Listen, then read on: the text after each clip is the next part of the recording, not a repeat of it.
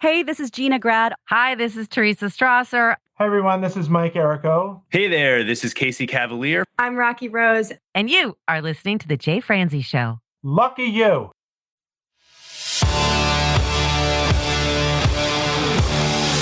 Welcome to The Jay Franze Show. A behind-the-curtain look at the entertainment industry with insights you can't pay for and stories you've never heard. Now, here's your host, Jay Franze.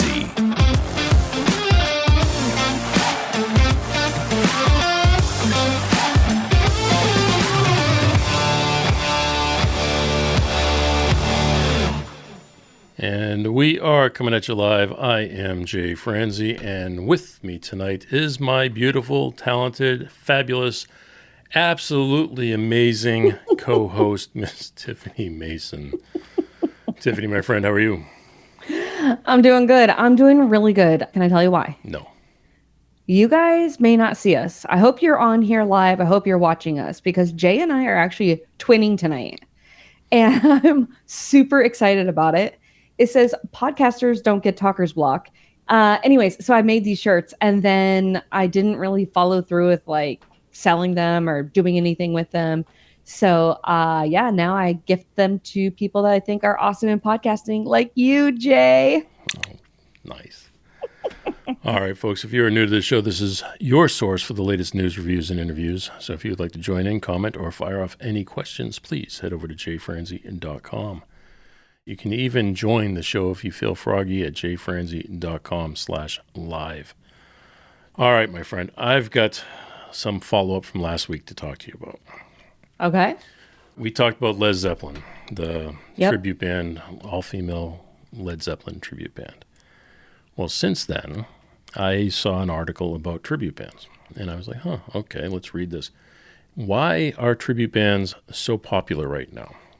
So I guess my question to you and to everyone out there is, do you think tribute bands are popular, or do you like tribute bands? Let's make that the question of the night. Do you like tribute bands? Put that in the comments if you could.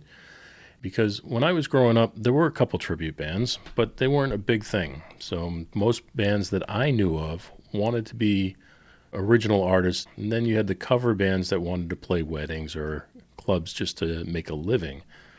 But nobody was really a tribute band. And now it is a big thing, and there's tribute bands all over the place, so much so that even the band Boston, the lead singer of the band Boston, Brad Delp, before he passed away, he was in a tribute band called Beetlejuice. So playing Beatles covers. So what do you think? Do you have an opinion one way or another when it comes to tribute bands? I suppose if I had to, I've never really thought about it, but I would say I'm probably more con than pro. Because when I hear a band, I want to hear like a cover-ish band. I want to hear like all different types of music. I don't want to hear just one album or one style or one flavor. So there's that. And then the other thing is it also depends on how hard are they trying. So I get the idea is you're supposed to sound like them and look like them, but it's a little too much for me. It's too wannabe-ish for me. So I think I'd rather see just a cover band. I really like the bands that know like all the songs and they say, okay, if you guys have a request, throw a request up here. And then I'm always impressed that they can like hit all the different genres, right? So I think if I had to say, I feel bad, but I think I'm against tribute bands. They're probably not my favorite. I'm not following one. I would say I'm probably more pro. And not for any particular reason. I don't mind seeing a cover band. I don't mind seeing an original act. But I like people who are talented. And a lot of times, in my opinion, the tribute bands, because they are trying so hard to sound like the original band, I think they put more effort in than the original band. More of an effort to try to sound like the record. A lot of times, a good one anyway, will sound more like the band than the actual band. Earlier this week, but earlier today, I had an opportunity to talk with the band Carrie'd Away, which is a Carrie Underwood tribute band. And they are also in another band, Long Live, which is a Taylor Swift tribute band. So told my wife, I said, you know what? Maybe it'd be cool to take the kids to the Long Live and so they can go see the Taylor Swift band. My wife's like, why? And I told her, and she's like the same way you are. She's like, that's just not the same. And I'm like, yes, it is. Kids are going nuts over this stuff. So, Yeah. I mean, most people, or at least the people that are at these shows, don't seem to mind. And tribute bands get paid a lot more money than a cover band to go in there and make this kind of performance. Sure. Yeah, if I was going to start a band, I think that's probably why I would do it, because they make more money, because it's supposed to be about the art.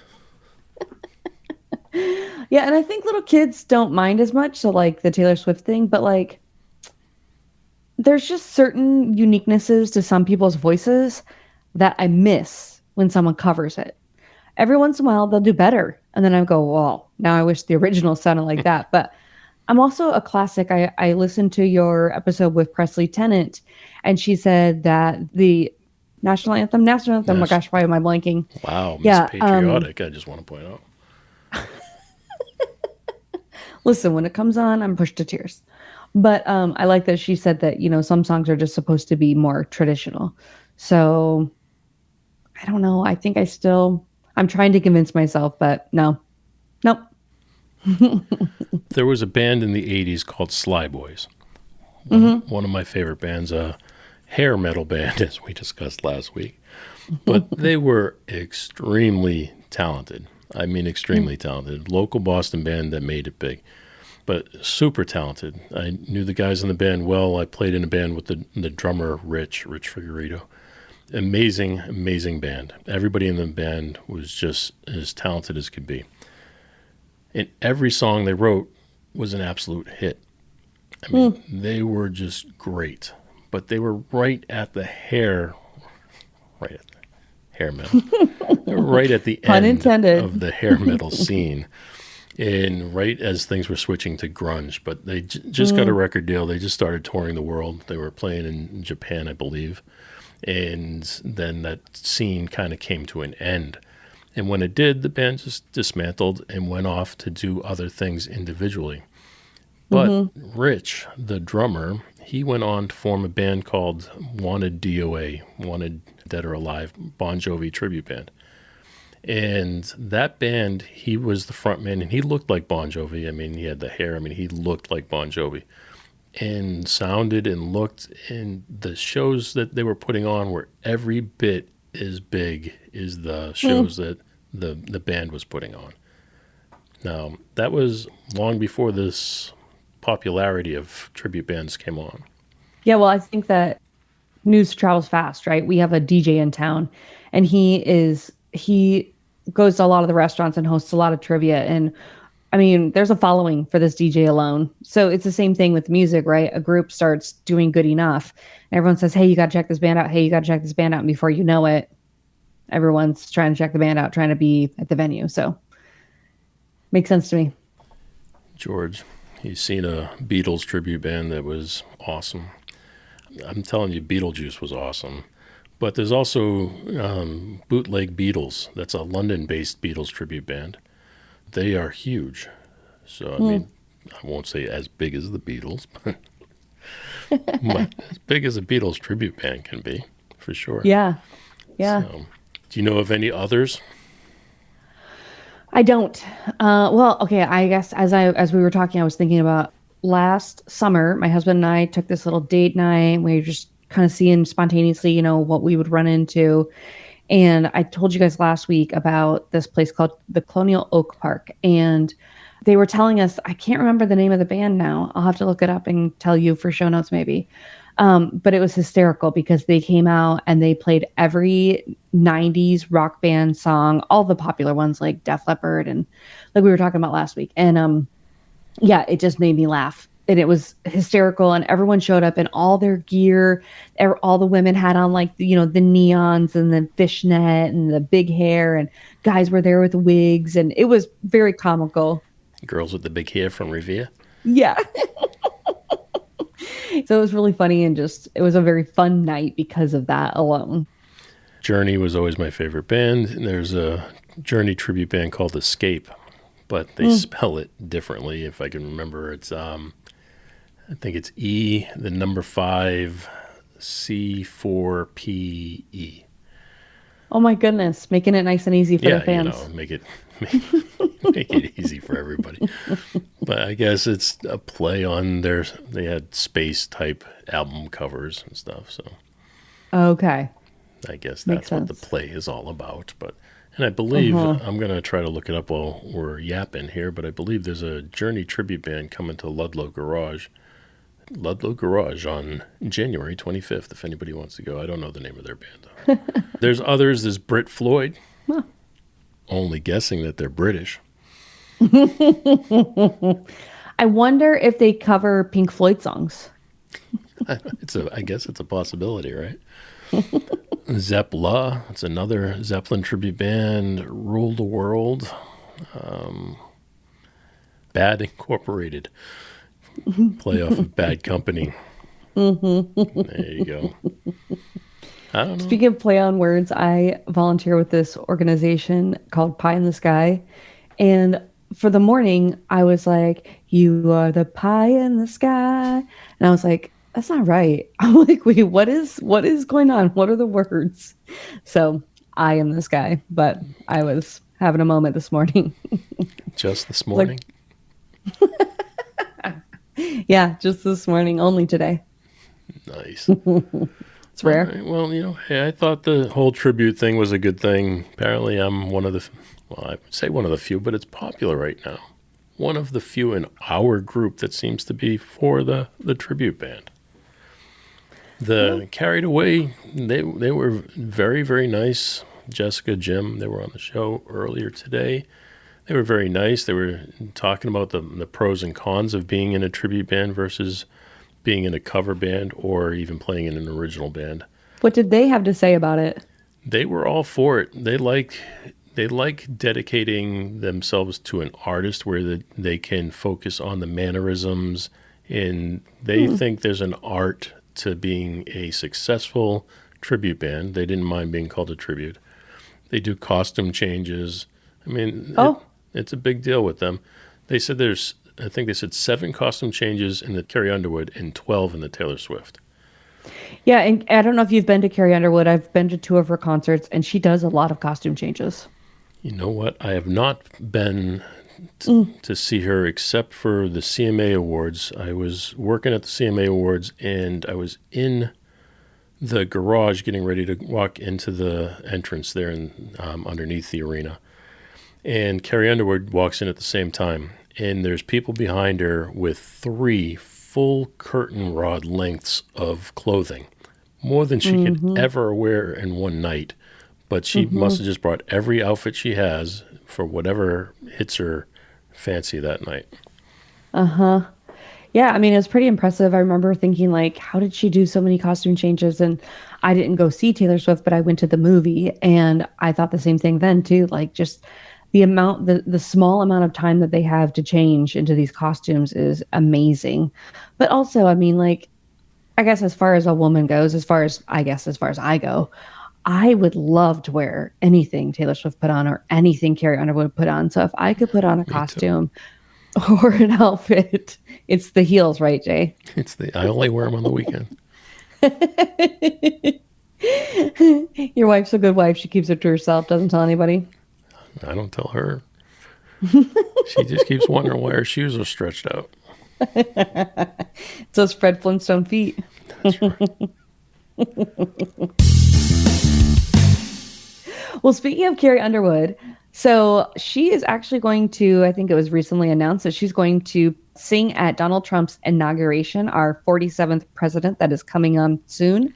And her message is really just, we must all come together. And I really wish that is a message that everybody could hear, is just come together and love one another. Like that's the end goal. That's what will, fix a lot of our division. I feel like I didn't realize she's 41. She looks fan-freaking-tastic. She looks like a teenager.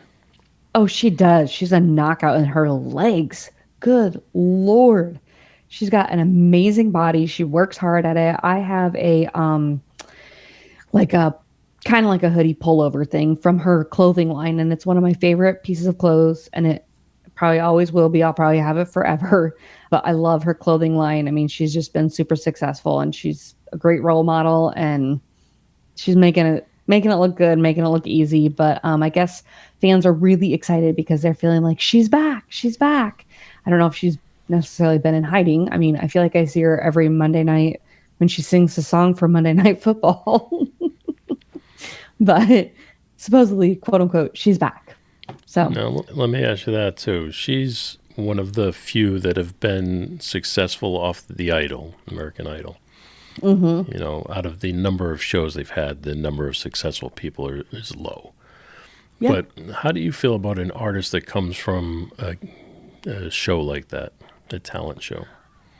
I love it because, you know, if you don't have the connections, how does it, again, going back to the Presley Tennant interview, I mean, she was saying that she was on The Voice. She told how she had to go through, you know, jump through so many hoops before she got there. And then at the very end, when she was not selected as the end, which, side note, I think you don't want to win them.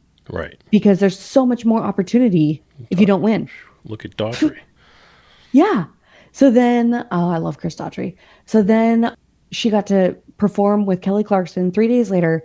And that was what she always sang when she was little, was this Kelly Clarkson song. But how would she have gotten that connection? Even if she had, you know, gone through whatever the normal channels are, I have no idea what that is. Would she have ever met Kelly Clarkson?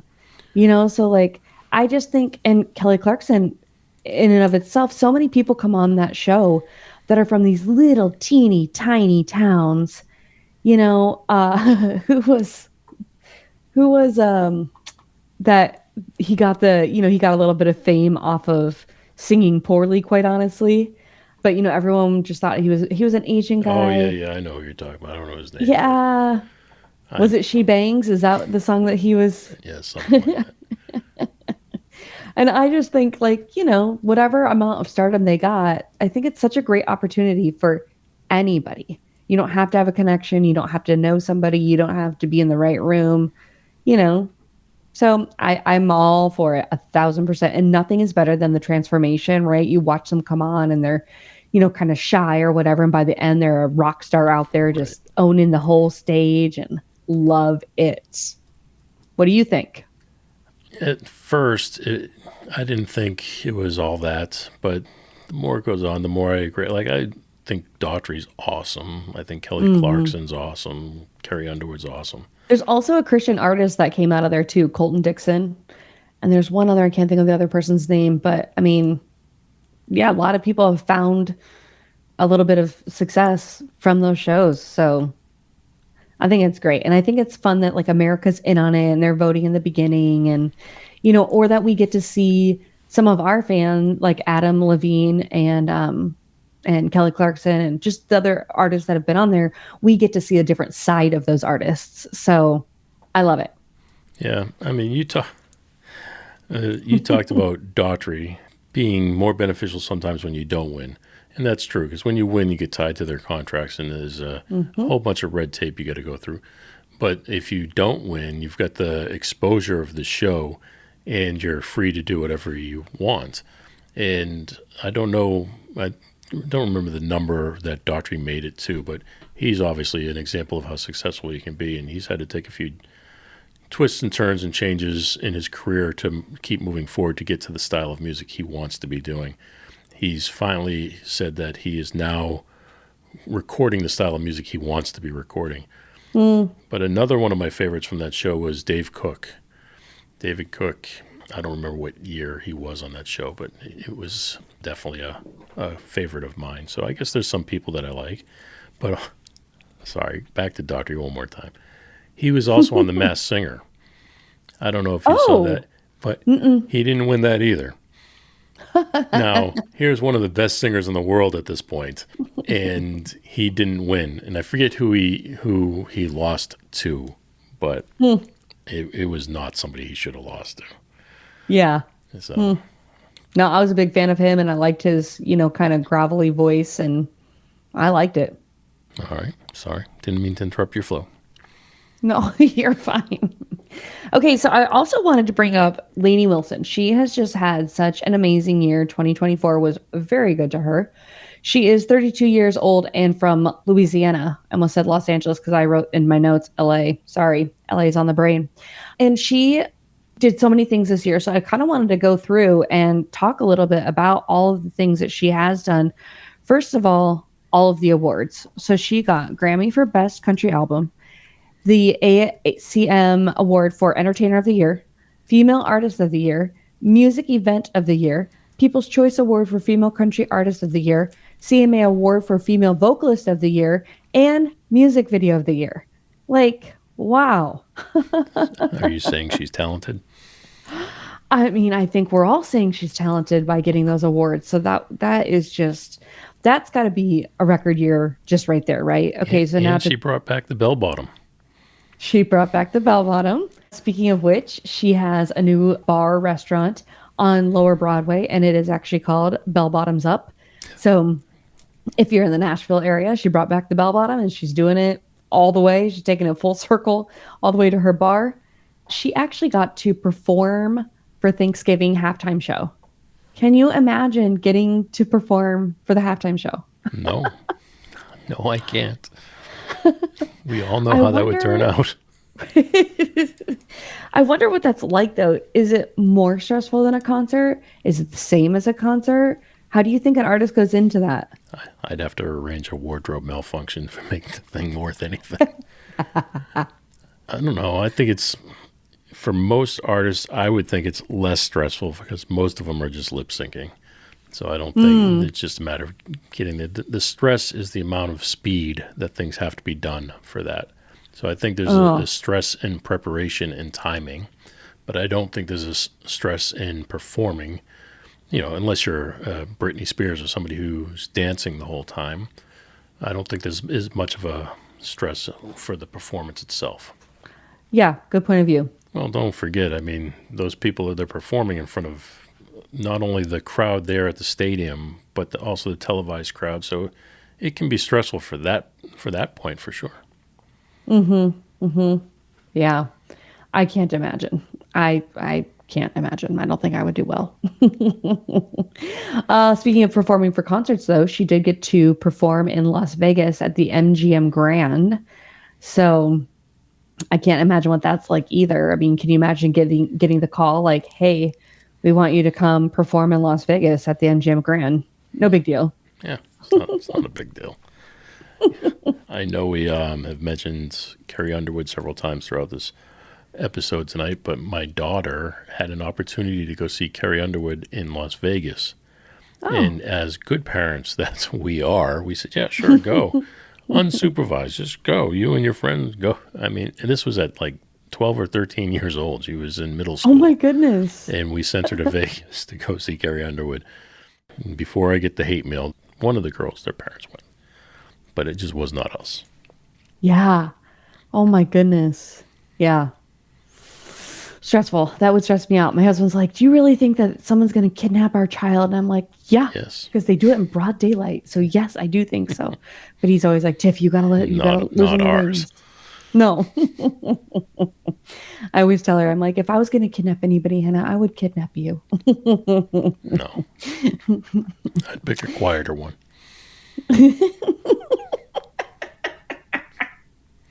She was pretty quiet. Mine's pretty quiet. I would make jokes, but jokes are probably not appropriate at this time. So we'll move on. Okay, well, among everything else that happened, the awards and opening her bar and singing at these amazing places, she also released her record, Whirlwind. And she popped onto Instagram and showed off a new bow. So she's got a side piece that she's working with. And she actually filmed season 5 for Yellowstone. I got to be honest, I didn't even know she was on Yellowstone. So I feel kind of bad about that. That's been a big deal. Yeah. I kind of think it has been. We watched season 1 and 2, and then it went to Peacock, I think, and we didn't have Peacock, so we just stopped watching it. Peacock. But I kind of think you can get it on other streaming services now. So, the backlog. We don't we never saw 3 and 4, so we could pull those up now. But you all probably already started watching it because it came out in November last year. And the last thing I want to bring up that Lainey Wilson is doing is I just think this is an awesome segment in her concert. She does Cowgirl of the Night. So based on what I've seen, I assume she picks out some little girl that's really decked out cowgirl style. She brings them up on the stage, says, do you want to be a cowgirl of the night? And the little girl says, yeah. And she says, okay, can you say what your name is? And the little girl says her name. And then she says, okay, now I want you to repeat after me. And she says, I am smart. And the little girl says, I'm smart. I'm beautiful. And the little girl says, I'm beautiful. And just a couple of little phrases. And then she says, and I'm the cowgirl of the night. And then the little girl says, and I'm the cowgirl of the night. And I just love any artist that is using their, fame or whatever to promote their platform. Thank you. To promote, good self-esteem, and girls can do anything. And I mean, boys can do anything too. All of us, we can all do anything we want to do. And just to have that confidence. And can we really? Jay, you and I are hosting a podcast. I mean, we can do anything we want. We're streaming live right now. We are. We are streaming live. Anything we put our minds to. Yeah, so I think that's a sweet little spot of her concert that it's kind of gimmicky, but it's something where she has a lot of YouTube videos of this posted. So she might be smart that she started a little segment where other artists aren't doing that. They don't have that, at this point, you've got to find something to set yourself apart. And she's done that. I think that's important for girls. I mean, I have 3 daughters now. No sons, 3 daughters. And that's the way I would prefer it. For everybody who keeps saying, don't you want to try again for a son? No, I don't want to try again for any more things that make my house loud. But I think it's important for the little girls. My daughters, I can see their feelings getting hurt very easy on certain things. And, I don't ever want to see that happen to them. Yeah. Yep. I just love that she's been a good role model. And like you said, her platform, using it to, inspire other girls and other songwriters and singers that are coming up behind her. So kudos to Lainey Wilson. Way to go on an awesome 2024. Go Lainey. That's awesome. Well, if we take a little side skirt to the Los Angeles fires, speaking of LA on the brain, Brad Paisley and his wife, Kimberly Williams Paisley, they lost their first home that they bought together in the LA fires, calling it so tragic. And it really is so tragic. I mean, if you have a lot of money, you don't have any money, it's still like just all those memories gone. And that's their first house they bought together, So something very sentimental that you can't replace with money. Money can't buy that house back. And those, they have their memories, of course, but who knows what was stored in there or where the pictures are of those first moments. And, It's very sad. I know we talked about the fires for a bit last week, but it is very sad. We talked about Iron Maiden last week too, and one of the band members lost their house in the fire as well. So it's tough on anybody. I was listening to a radio show earlier this week, and they were talking about, it was out of California. They were talking about, do they have a go bag ready in their car right now in case they have to leave at last minute? And they were all talking about the thought process it takes to go through your home and decide what's valuable enough to keep and what's okay to let go. And some of them said it was easy. They just grabbed, a few items and they were off. And a couple said it was really tough. They didn't want to leave, a lot of things. And so I don't get typically tied to a certain item. My wife does. She's got photo albums, like stacks and stacks of old That's photos. what I would be sad about. She said, if anything were to ever happen to our house like that, you better just break in, grab the photo albums, and leave. Yeah. Well, I think all of us now have such clear memories of our childhood because there's a lot of pictures of it. So we can kind of, pull some memories from seeing those pictures. Whereas like people before, generations before us don't have that luxury. So I guess that's why I think those pictures are so precious. And I was a stay-at-home mom, so I remember all those days with my kids and I like looking back at it. So yeah, just tough to lose those things that are sentimental for you. My kids don't know what a photo album is. I mean, they've got the photos on their phone, and, if they lost all their photos tomorrow, they probably wouldn't think twice of it. They would just start over again. But I think so. Photos are important. Yeah. My dad comes down to Florida 6 months out of the year, and I always try to take a new picture every time he's here, and he's probably like, what the heck? But I like having something updated, and I like having that picture, and I look back on it. I usually use it to post for Father's Day because he's back in Iowa by that point. Pictures are important. I agree with that. I like George's comment here, by the way. Oh. Loud house. He never thought of it because it comes from a large family. But yes, I think of it all every day, George. Every day I got 3 kids just running around screaming. I come from, I want to be by myself. But, I always say the comment my wife made to me when we got married is, she wanted to get married and have a kid. And I said I didn't want to have any. So we settled on 3. So, now, yep. I wouldn't change it for the world now, George, but holy cow, then for somebody who didn't want any kids or anything like that, a lot of getting used to. That's where my 24-year-old is now. He says he's not going to have any kids, but we'll see. I think he's going to be a J where he's going to fall in love, meet a girl. She's going to want kids, and he's going to say, okay. And they'll settle on 3. I tried to tell my wife I didn't want to be with her. She didn't listen to me. She said, tough. So put a ring on it, buddy. So we're still together. As every marriage goes. Yeah, I got trapped. She caught me at a low point. Lucky lady. Yeah, exactly. Well, I'll tell you who else has 3 of something that is probably making their house very loud. I love your segues. Yes. Our friend Jelly Roll and his wife Bunny. Yes. Jelly Roll. They have recently, Bunny. Yeah, character names. They have recently adopted 3 cows, mini cows. Now, I want you to just take a wild stab in the dark. What do you think these cows' names are? Moo. Now, his name's Jelly Roll and her name's Bunny. So, steak, hamburger.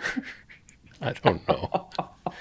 The only reason I say that, and just hear me out real quick, I was driving down the road in Tennessee while I was dating my wife, and we drove by, and my wife turns and looks at a farm as we're driving by, and, most people, oh, look at the cows. My wife goes, steak.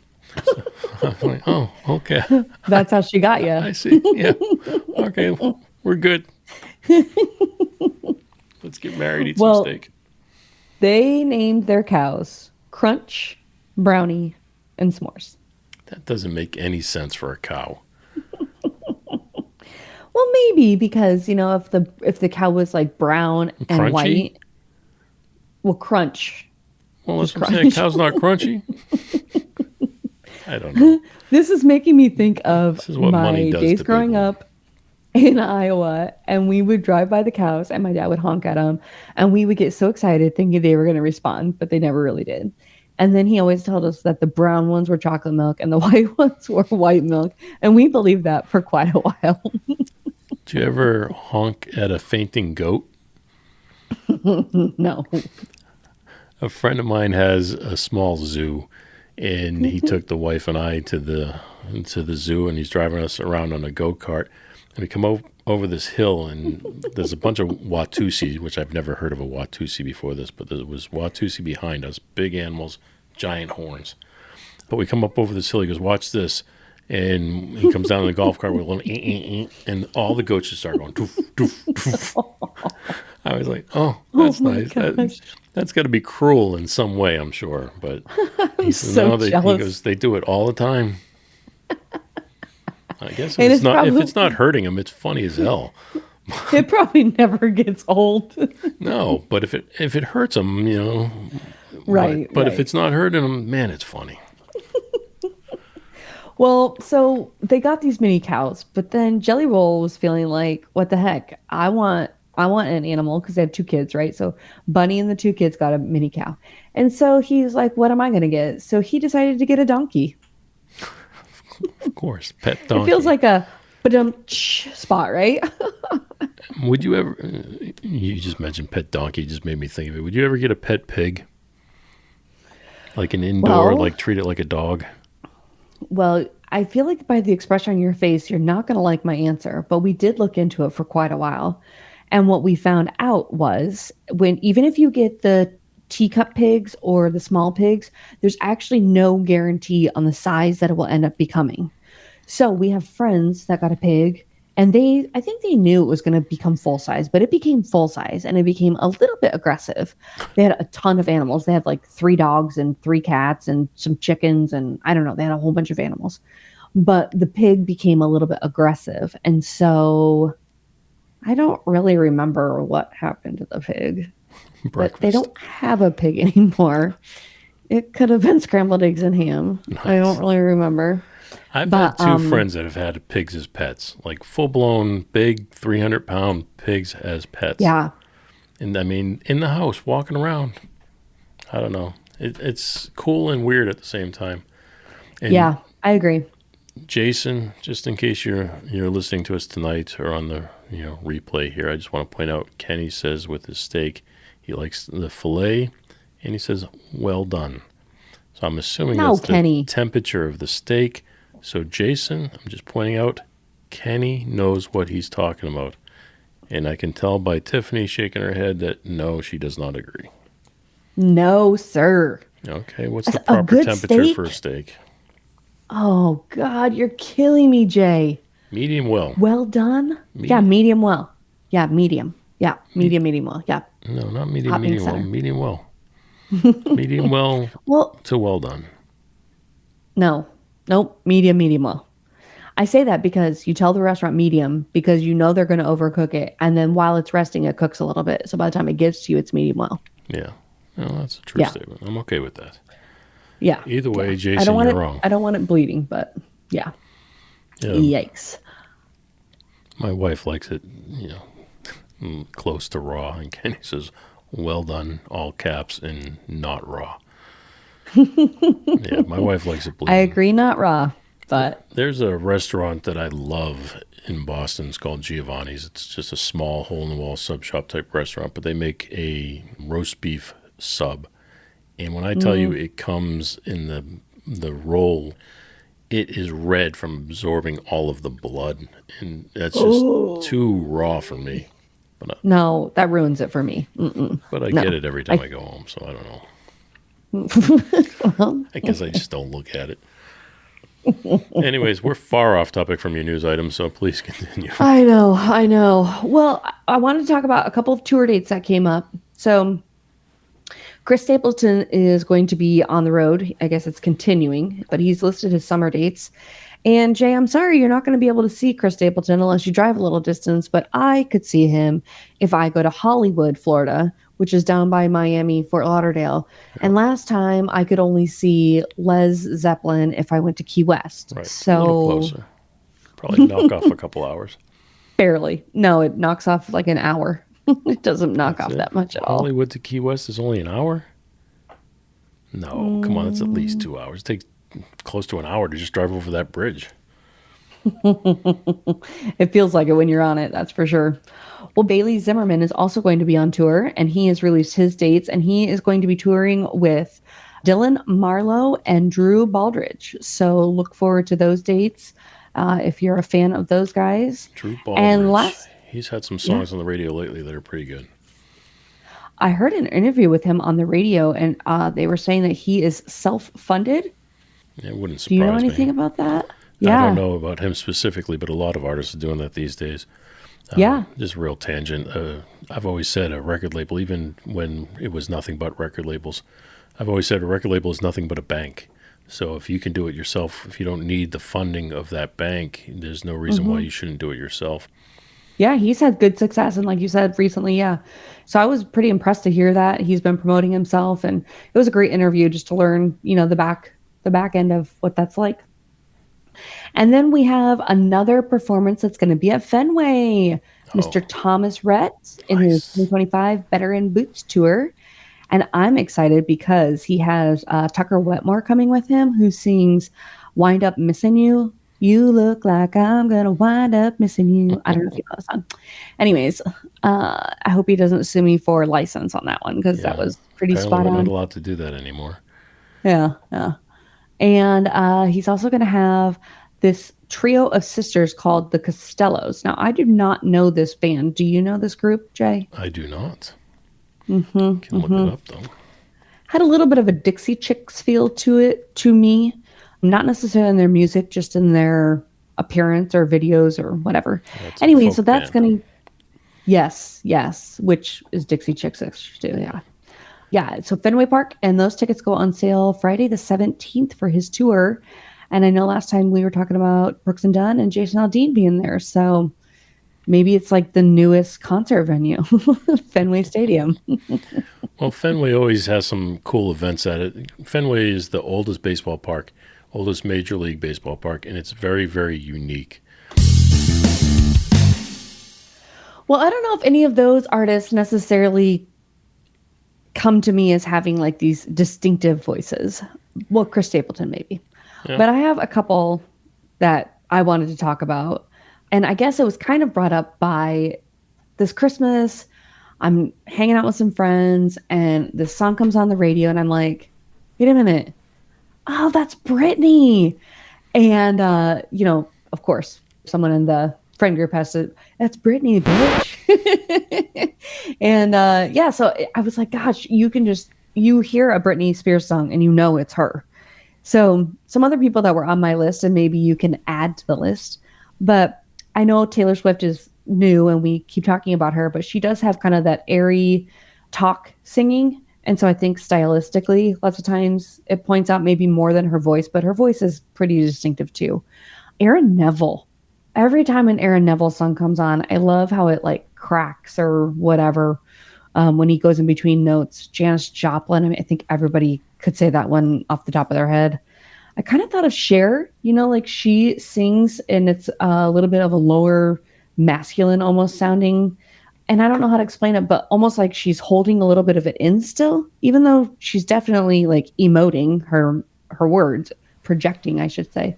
But it still sounds like there's a little bubble inside or something almost when I hear her.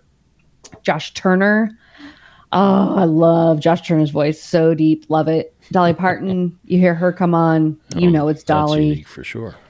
Yeah. Heather agrees with you about Aaron Neville. Oh, yeah. It's so distinctive. That was another one that came on somewhat recently, and I was like, oh, this is Aaron Neville. And I had to turn it up because I just love it. I love his voice. Steve Perry, for sure. Steve Perry is the most unique voice in rock music or pop music for me. Mm-hmm. But on that same note, we mentioned last week Jeff Tate, the heavier version of Journey with Queensryche. Jeff Tate has got an amazingly unique voice. But if you want to just be unique, Aussie, we mentioned Mr. Mumbles last week. His voice is extremely distinctive. Freddie Mercury, distinctive voice. Rosalind says Prince. Oh, yes. Patel says Freddie Mercury.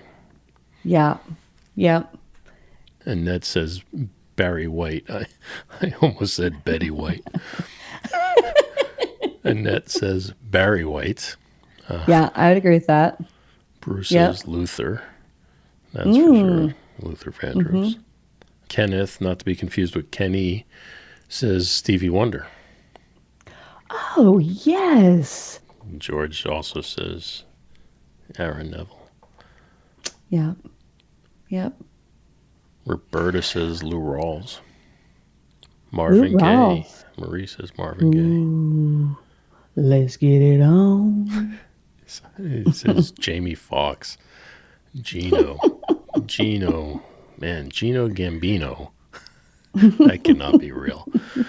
I'm Italian and I even say that's not real. But Gino, if it is real, that's the best name ever. And I'll take your Jamie Foxx input just for that. Jamie Foxx has got an amazing voice, but I don't really think of him as a singer because he's known as an actor, and he doesn't really pursue singing that I know of. No, and I thought that was important too when I did the search to make sure that it was for singing voices, not just distinctive voices. Yeah. He can sing, and the good thing about Jamie Foxx is he kind of, being an actor, comedian, he's really good at mimicking voices and stuff. Yeah. Derek says Robin Thicke. I would agree. Robin Thicke is a unique individual. I don't know about his voice. Unique individual, but is his voice unique? Yeah. Tom says Barry Gibb. And Andrea says Prince. I don't know. What about female? Anybody got any females out there that they think are unique? Oh, Stevie Nicks.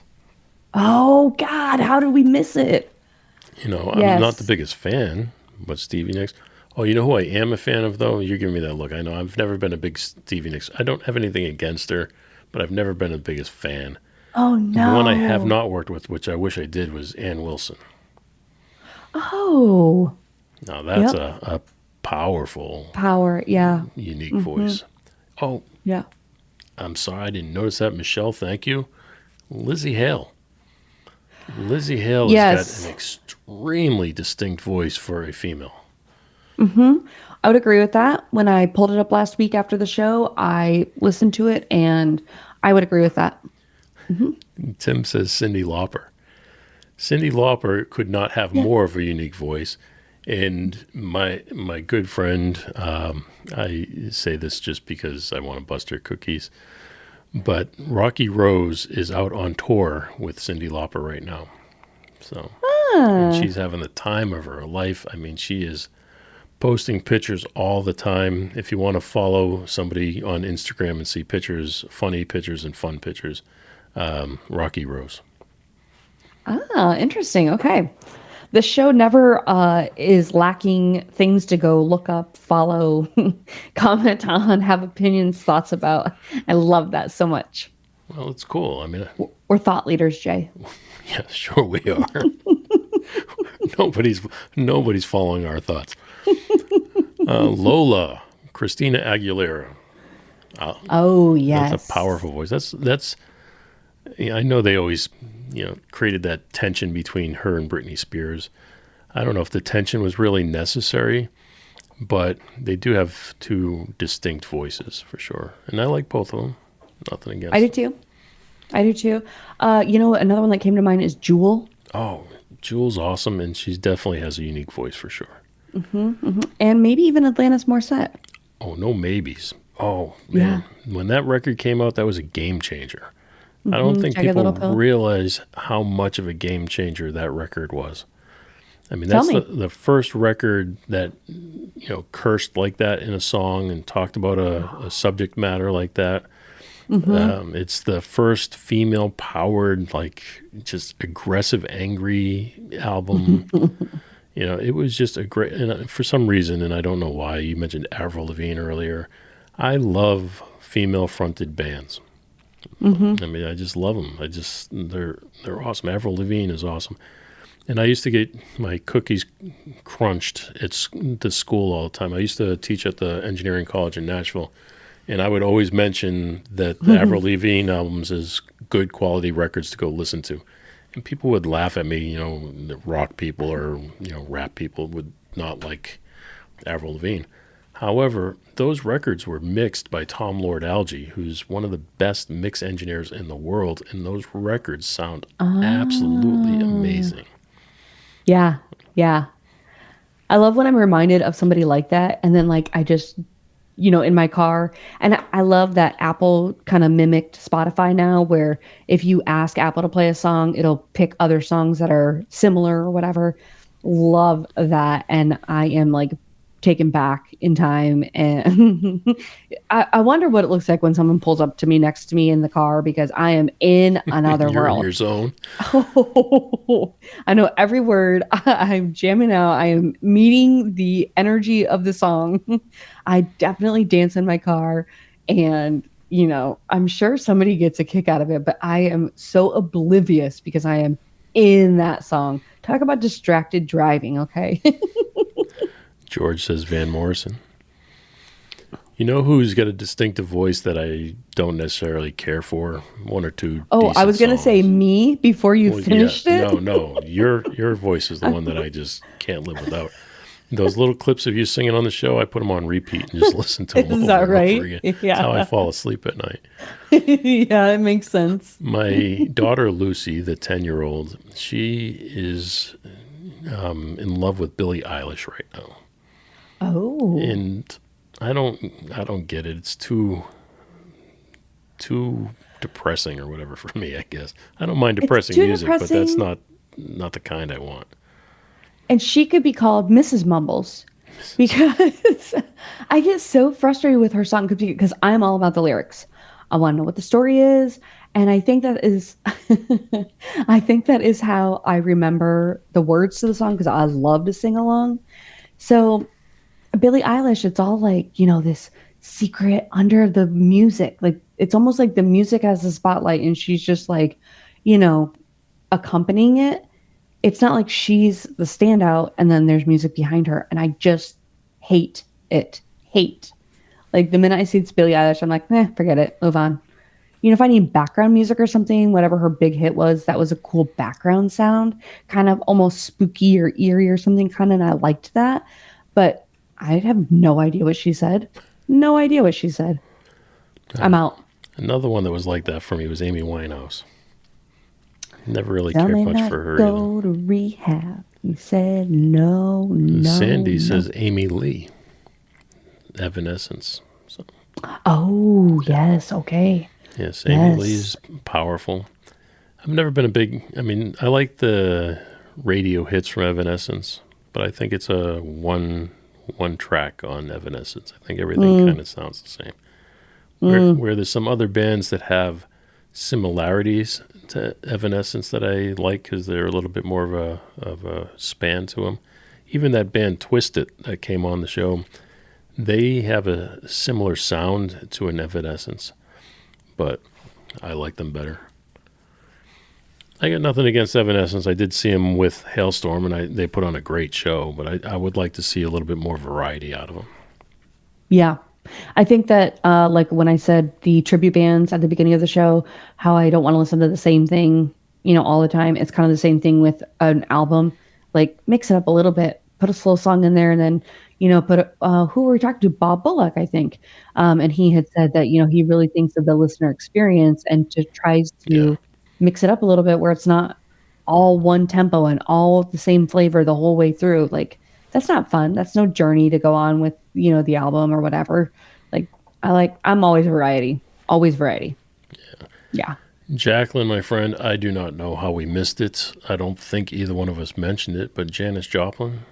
Did you mention Janis Joplin? Yeah, she's on my list. Yep. She's on there. Yeah, that couldn't be any more unique. Mm-hmm. Yeah, she's kind of iconic with having the unique voice. You know what? My older daughter, Bella, the 14-year-old, she loves Lana Del Rey. I would say she's kind of got a unique voice. Whitney says Tony Braxton. Do I know Lana Del Rey? She's Ooh, very popular. Macy Gray. Macy Gray. Here's another. She Patty has a says unique- Stevie Nicks. It's not that you like them, Jay. It's that it's unique. I know. I agree. Here's Macy another one Gray's for kind of Lana Del whiny. Rey. Yeah. Okay. Yeah. It's It's okay, guys. We don't all have to agree with Jay. It's fine. You don't have to. Nobody does. Here's another Janis Joplin. Thank you, Jessica. Melanie says Pink. Literally nobody sounds like Pink, she says. Yes, I would agree with that. If it comes on, I know it's her.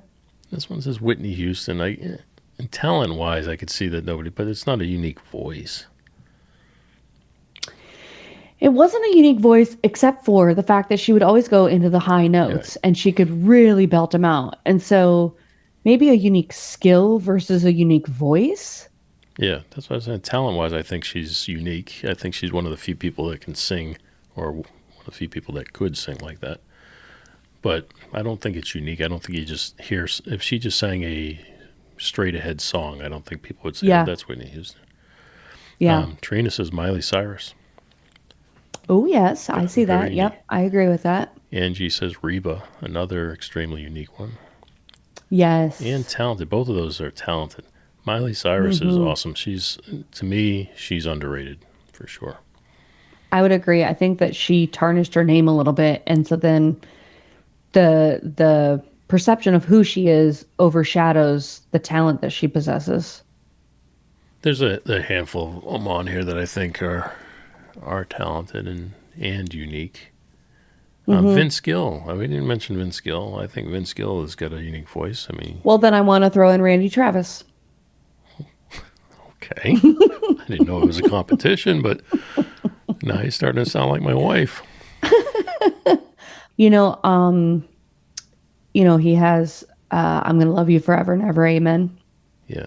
And I was listening to that song the other day, and I just basically almost got depressed because it just made me think of like growing up and all the camping trips we had and my parents playing country music. And I guess I associate him with growing up, which he was very popular then. Melody, nice name for this conversation. It says Elvis. Oh, yes. Good call. Yep. Yeah. Luther again. Luther Vandross. Prince. Another Luther. Tony says Luther. Before I miss it, Michelle was the first one that said Luther. I don't want to leave their names off. I get yelled at sometimes. Michael Jackson. Rod Stewart. How did we forget Rod Stewart? By all I have means, him on my list. I have him on my list. Okay, I'm like, But Rod Stewart's got one of the most it. distinctive voices ever. And George says Ray Charles. I skipped over it because I was like, was it distinctive? I don't know. Was it the hair? It was. He was so It distinctive. was the voice. Okay. I learned a couple of new words this week. One was dearth. Do you know this word, dearth? No. Okay, so I edit can only podcasts. imagine, but no. So I edit podcasts, and it was one of the words one of the podcasters used, and I was like, dearth. I love new words. I know it's weird. I just get super excited, and I was like, dearth. And then I want to use it in a sentence a couple of times because that's how you learn the word, right? So she used it as there is a dearth of information when it comes to people being the age of 55 to 65, because a lot of studies are not done on that age group. Okay, I'm going to stop it. I was going to go into more explanation. It doesn't matter. Anyways, dearth is a inadequate supply or a lack of. So next time your kids are like, do we have any chips? You can say, We have a dearth of them. We have a dearth of them, which means a lack of them. Or when you get home from the grocery store, kids, I have a dearth of soda. That's before you go to the grocery store because it's a lack thereof. Yes. Okay. So clearly I need to keep using the word in sentences. I got it right out of the gate. I know you did. You're a quick learner. You're a quick study. Quick study. Okay. So then I'm talking to a prospective client and I'm telling her all the services and, she's asking questions and she says that she needs to perseverate. And I was like, did you just say perseverate? And she was like, yes. It's like, what does perseverate mean? And in her way of using it, kind of like ruminate, mull over. But if you go to, Webster or whatever, it is to repeat or prolong an action, thought, or utterance after stimulus that prompted it has ceased. So we had the conversation had ceased, but that was the stimulus to her thinking, and she was going to repeat the action of thinking about it. So she was going to perseverate.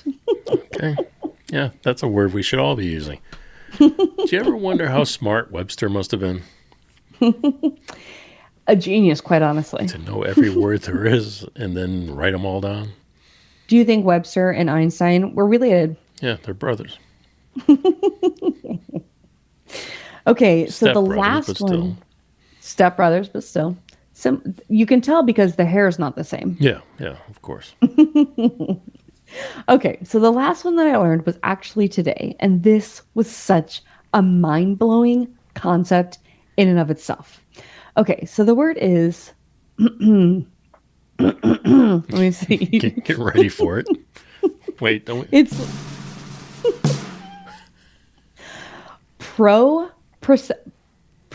Wait. No.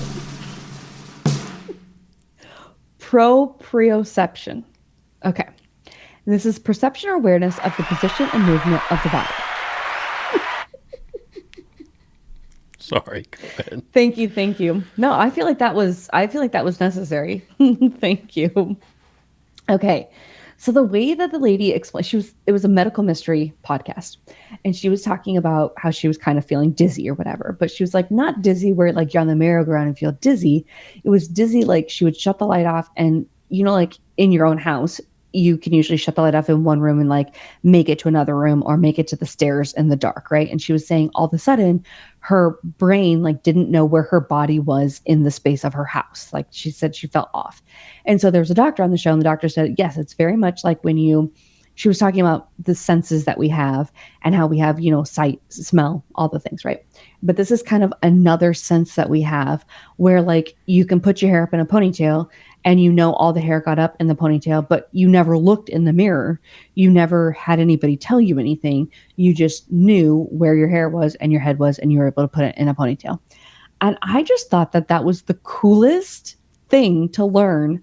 Like, first of all, it was tipped off. The stimulus was the word itself.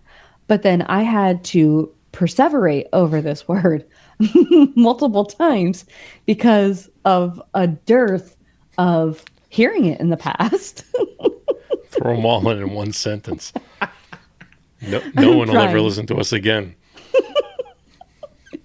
So anyways, just a really cool concept. So the next time you're thinking about it, it is proprioception.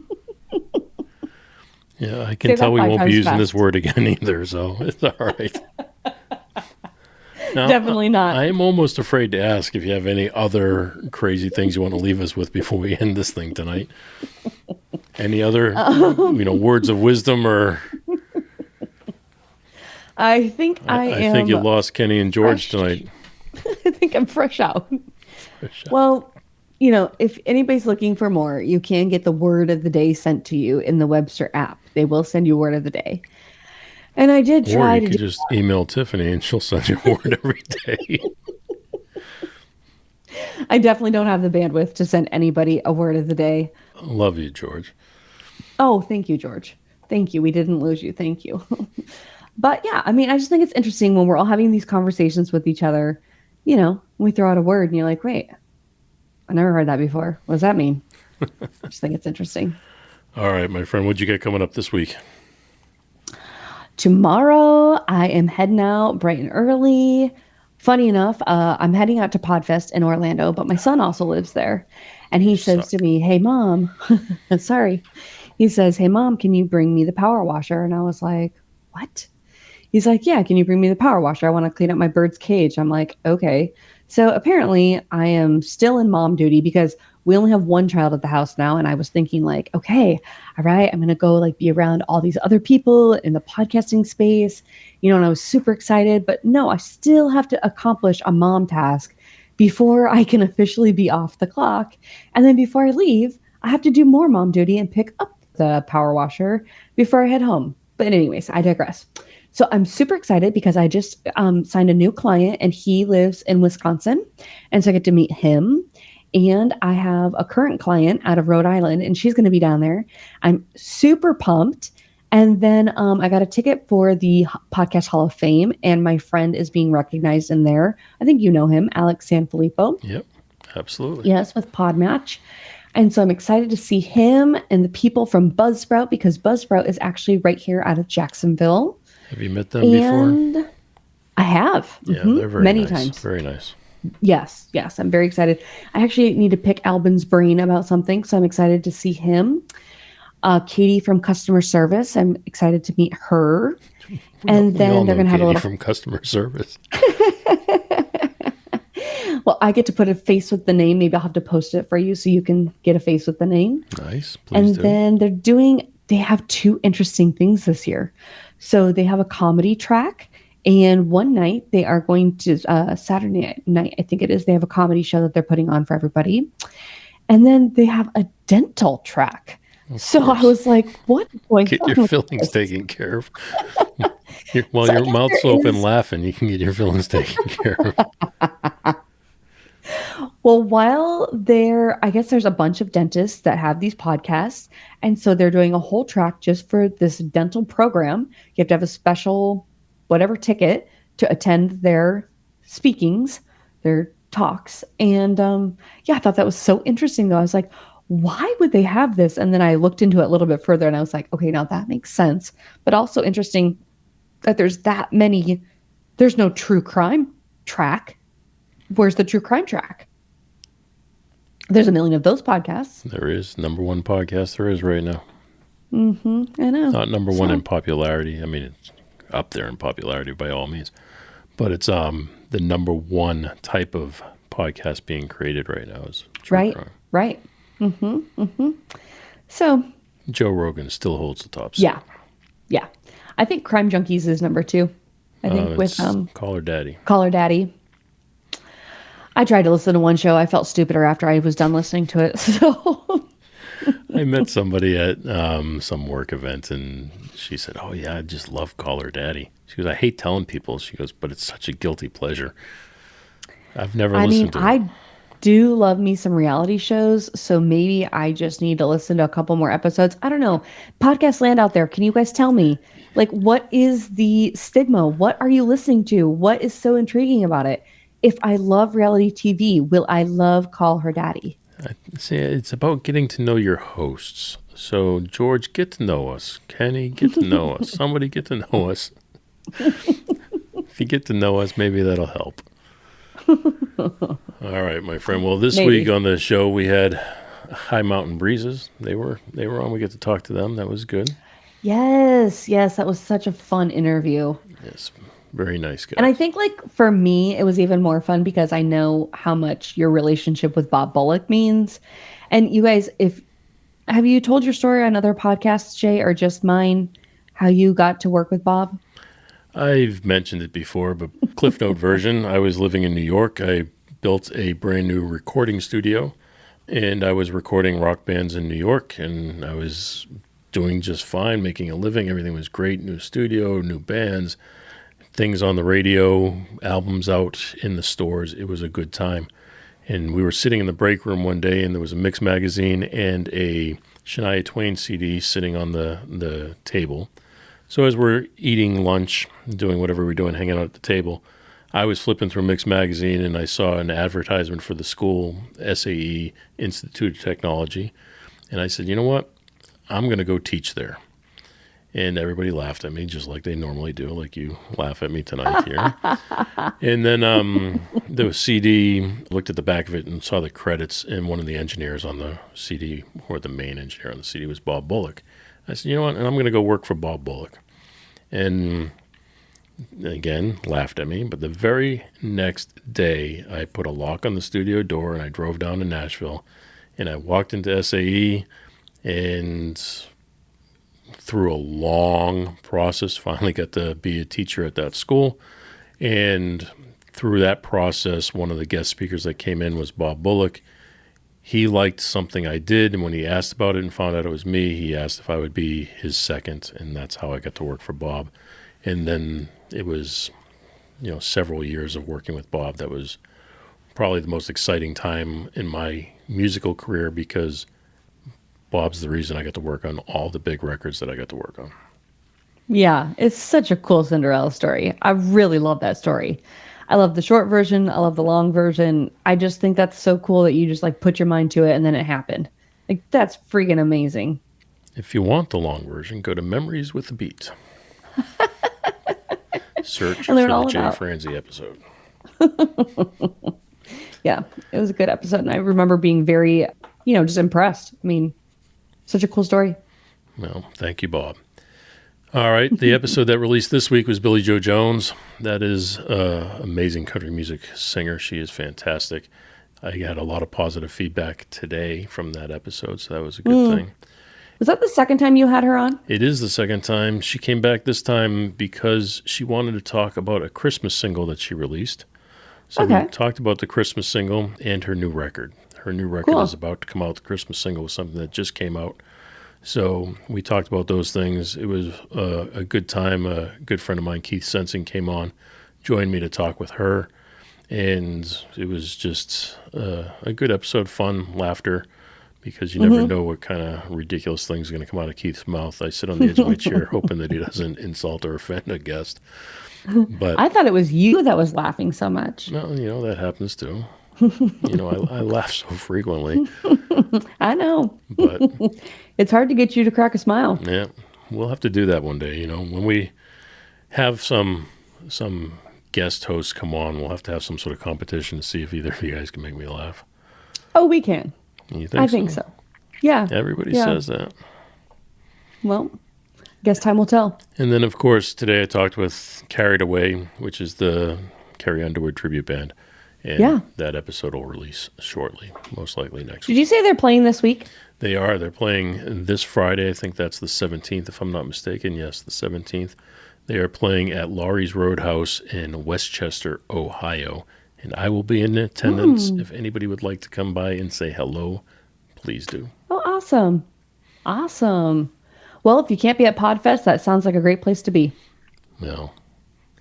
Like I said, I was going to be at Podfest, but as soon as I found out you were going to be there, changed my mind. Yeah, I get it. I see you enough. I don't need to see you in person. Let's keep this virtual. All right, folks. Well, we have done it. We have blown past the top of the hour, which does mean we have reached the end of the show. If you've enjoyed the show, please tell a friend. If you did not enjoy the show, well, tell two. You can reach out to both of us over at jfranze.com, where we'd be happy to keep the conversation going. All right, Miss Tiffany, do you have any final words you would like to leave us with? I guess stay warm. We're all in a freeze, even Florida. So everybody stay warm. Everybody who's coming to Podfest, man, I hope you check the weather before you came down, because Florida is not the warmest state that you think it is right now. Orlando's barely better. I mean, this is the northern half of Florida. It's barely warmer. It's warmer. It was 5 degrees here today. It's warmer. 5. Yeah. We were 10 times warmer than that, but you know. That's a big difference when it's 5. Thanks for listening to The Jay Franze Show. Make sure you visit us at jfranze.com. Follow, connect, and say hello.